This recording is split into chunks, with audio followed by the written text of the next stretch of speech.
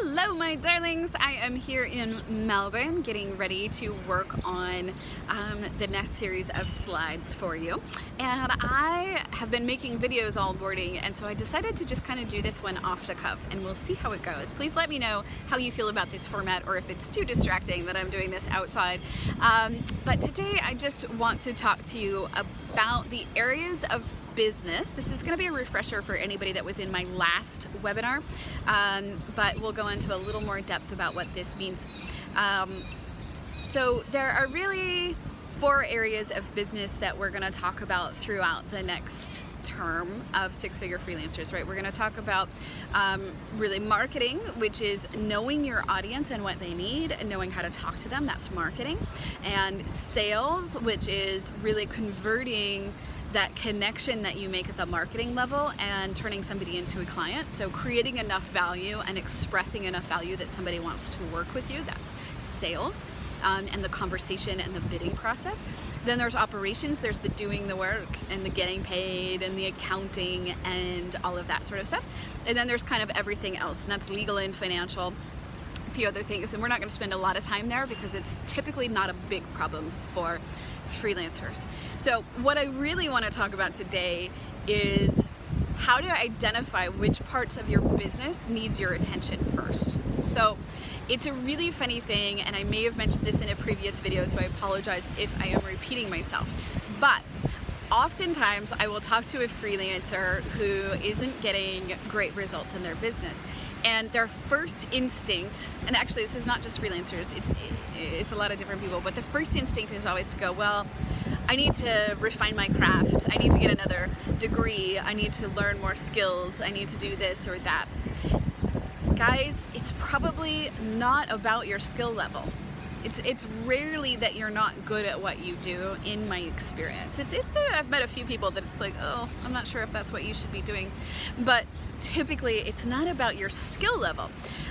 What it is usually on the marketing side, right? So there are a couple of areas in your business that are going to indicate your profitability. So at the top, we got marketing, right? We've got lead generation, and that's, just think about it as making connections. Anytime you interact with somebody, online or offline, whether they run into your brand or you meet them in person or they go to your website, they see your social profile, those are interactions that you're having with people, and sometimes those people are potential clients. So you want to start generating leads, right? And that means traffic to your website or to your social media profiles, that sort of thing. That's the promotions that we do. That's called lead generation. The more leads you have in, the more likely you are to get more people to actually convert or to have a conversation with, and that's where sales, right? So you've got converting a lead into a client, that's sales. And so those are the two main areas that people have issues in before doing the work. Then there's the operations piece. Usually the actual work piece you're fine at. You might be able to improve how you manage your time. You might be able to provide systems so that you're not repeatedly doing the same task over and over again in a different manner. That's going to enhance your profitability. So if you, for instance, when I was doing design, I had an intake form. Actually, I have one for coaching as well, but for design, I had an intake form that my clients would fill out before I even start work, and they would, answer a series of questions, and then, they get an onboarding email of what to expect. That sort of thing. So if you're doing all of that by hand for every single client, you can start to create systems that are going to save you time. Put together a standard document that responds to questions, or a frequently asked questions page on your website that you can send specifically to clients before you start working, right? That sort of stuff creates more profitability because it unlocks time. But the problem of why you're not actually thriving financially is rarely that. It's that you're not generating leads or you're not making sales. So the questions you want to ask yourself if you're actively building a business or you've built a business in the past and it's not done well is, am I getting enough leads? And if you are, you're probably not getting enough sales. Am I getting enough sales? Sometimes it's both. Actually, you know, if you're not doing any promotions, then you're not getting leads and you're not actually getting sales. But what you want to look at is where you're struggling most. Is it the lead generation, like you're not getting enough people in to even have the conversation?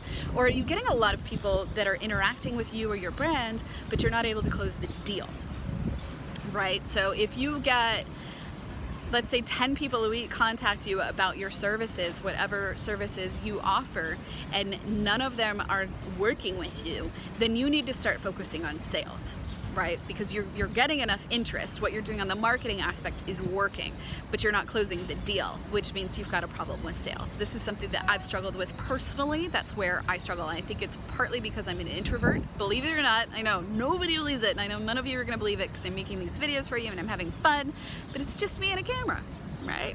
Like, I'm thinking about you, I really am. I'm visualizing you, all of my students, and how much fun we're gonna have and how this is gonna change your life, but it's just being a camera and it works really well for me. But the actual sales piece has traditionally been a little harder for me until I started putting together systems that made it easier and started habits and creating habits. So to sum up for today, I want you to think about your business or your past experience trying to start a business and think about where you were really having the issues. Was it that you weren't getting enough leads, you weren't doing enough promotion, so nobody actually knew that your business existed? Or were you getting plenty of leads, but you were not able to convert them to sales? You're not actually collecting information on people, or you're not actually having sales conversations, or you're having sales conversations but they're collapsing and nobody's working with you, that sort of thing. Or are you one of the rare birds that really just did a poor job at execution? I mean, typically you'd still be making the money, but if that's you, you know, look at how you can improve your operational efficiency.